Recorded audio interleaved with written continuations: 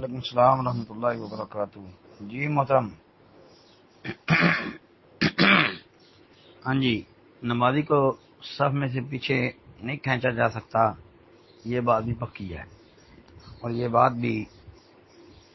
Confirm ہے کہ جو صف کے پیچھے اکیلا نماز پڑھے گا اس کو نماز بھی لوٹانی پڑے گی۔ اب جس طرح آپ نے پوچھا کہ وہ کیا کرے جو پیچھے سے آنے والا ہے، کہ جب وہ بندہ نہیں کھینچ سکتا تو کیا وہ انتظار کرے گا یا کیا کرے گا،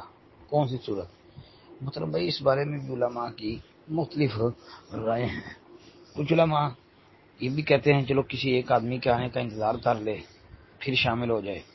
اور کچھ کہتے ہیں کہ نہیں، وہ نماز کے اندر شامل ہو جائے، نماز کے اندر شامل ہو جائے، اور ایک رکعت دو رکعت جتنی بھی وہ اکیلا پڑھے گا، تو جہاں پر اس کے ساتھ کوئی نمازی مل گیا، جہاں پر کوئی نمازی آ کر مل گیا تو وہاں سے سمجھو اس کی با جماعت نماز سٹارٹ ہو گئی، اور جو اس نے ہوں گی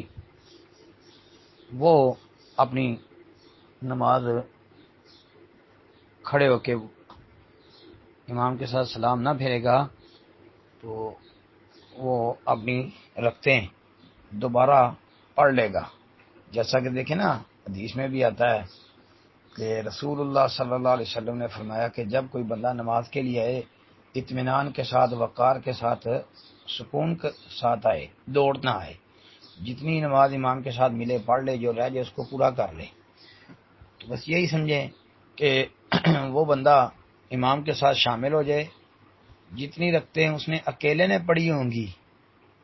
وہ لٹا لے گا، اور جہاں اور کوئی ساتھی مل گیا جماعت میں آ کے،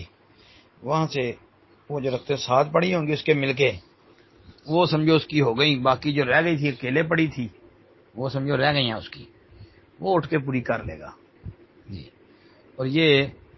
بات بھی ٹھیک ہے، یہ موقف زیادہ درست معلوم ہوتا ہے، اور اس نے پوری نماز ہی امام کے ساتھ یعنی